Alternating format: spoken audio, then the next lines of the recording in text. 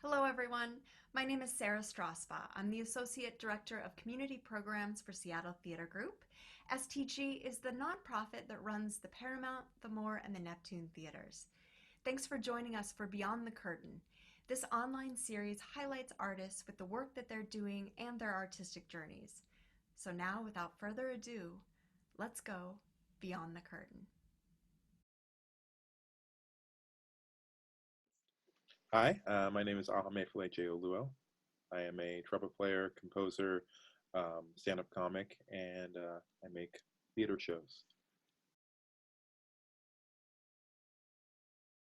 I started in music and the arts just kind of as early as I can remember. I've always been interested in music and art, and um, wanted to play an instrument from as early as I can remember. I grew up very, very poor, and I remember desperately wanting instruments.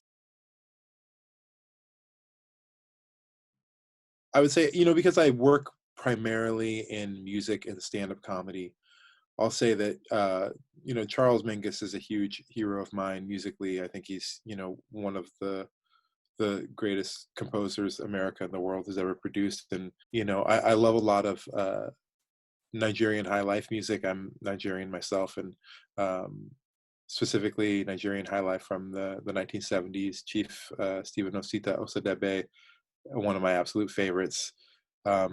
Stand-up comedy. There's so many comics that I just I love. Stuart Lee is probably my absolute favorite comic. He's a British comic. I've been extremely fortunate that a lot of the people that are, I really have wanted to collaborate with have been, not far off people that I don't know, but people that are, you know, really close. I mean, starting from, my wife, Lindy West, is someone that, we collaborate on a daily basis. And, we have official collaborations, but we also basically work on everything that the other person works on. And, that relationship is really amazing. Hari Kondabolu, we started comedy together basically, and have been collaborating for well over a decade. And and I've working with Charles Mudede on the film that we just completed. I guess I dream of meeting more people like the people that I've been lucky enough to already meet, who I connect with on a personal level, and then that branches into an artistic relationship. A lot of the music was built around my relationships with both, the singers, Economade and Tiffany Wilson, and and then also the longtime drummer of Industrial Revelation, Devon Lewis, and him and I have worked together since we were basically kids. And um, you know, this kind of concept of black music behind um, the way that we constructed the music, and also the root in jazz, and the way that we kept a lot of things in, improvisatory. Also comedically, I spent a lot of time working out material in different spaces, very intentionally for this show. And because the show has some things to do with race and some things to do with class, and all of those things, there are a lot of difficult things that I had time to specifically work out. How different the response is for that show from demographic group to demographic group, which was very different from my previous show, which I think felt a lot more universal. Um, but because this new show deals so much more with things like gentrification, not in like a politicized way, but specifically in the way that it affects, my life and the people's lives around me, like in as it relates to the story, issues of race, issues of class that are discussed in those things, issues of growing up poor. I have found that a younger audience that's economically diverse and filled with people of color responds to that show on so many more levels than when I've done the show for predominantly older white well-off audiences, that I think that they still enjoy the show, and still, but I think that there are some things are that maybe don't connect as much, and it's been a really interesting thing to me as I think about how I market the show, the places that we perform, and how we um, get the word out to the audience that's going to get the most out of the show.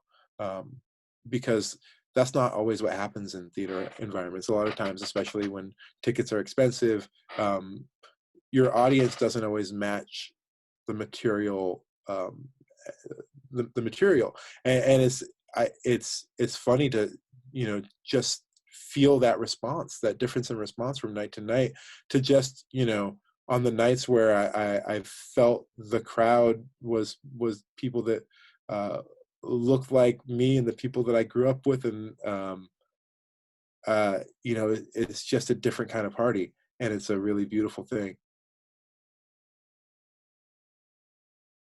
I just started a record label called Oakhead Records, and we released our first record, which is a comedy record from the veteran comedian Dwayne Kennedy, who's an absolute genius. He's been doing comedy for 30 some years and has never put out a full length record. And this is his first record, and I'm so proud of it. I engineered it myself. We recorded it at the Punchline in San Francisco.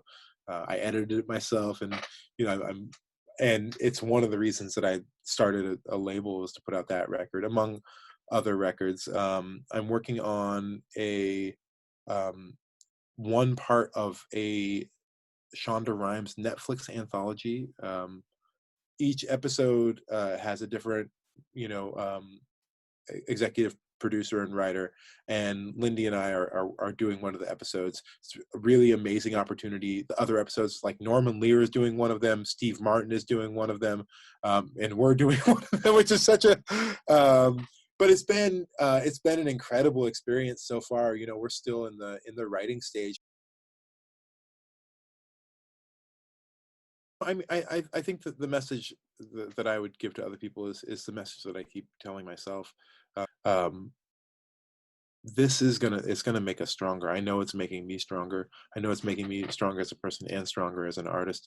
And as excited as I was to do the show in April, um, and as heartbreaking as it was to have to postpone, I know that when I do the show, it's going to be a better show than I would have done, um, for having gone through this. I think it's important to look forward to the beautiful things that we have ahead of us, because there's going to be a lot of them.